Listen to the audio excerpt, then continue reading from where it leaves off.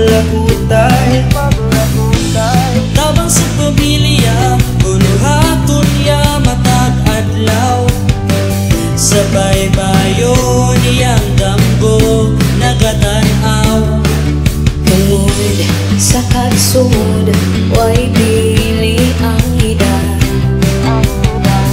bisan gamay pa nagpakita sa abilidad natakaw sa baybay talambing with o paglaong nangandoy makaskwela aron makaangkon o kaupaon dagat iyang tunghaan bukod iyang leksyon isa iyang kaagabay hangin iyang pahulay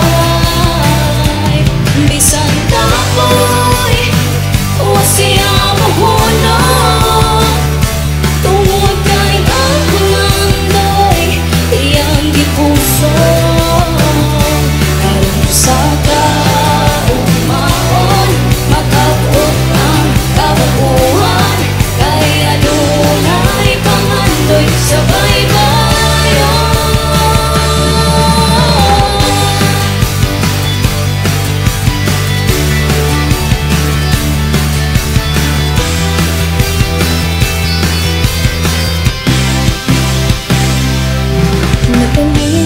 Sa merkado dalang tanang abilidad aron makabalit og lapis, papel o gamay pagkaon sa adlaw-adlaw di lang panikamot kundi ligugma sa edukasyon bisan lisod ang damgo wala niya usab di nga isalikwayan dagat iyang tunghaan bukod iyang leksyon isa iyang kaagabay hangin niyang pahulay bisan kapoy o siya mahunong tungod kay ang pangandoy iyang gipuso karon sa kaumaon makabot ang kabaguhan kay adunay pangandoy sa baybayon.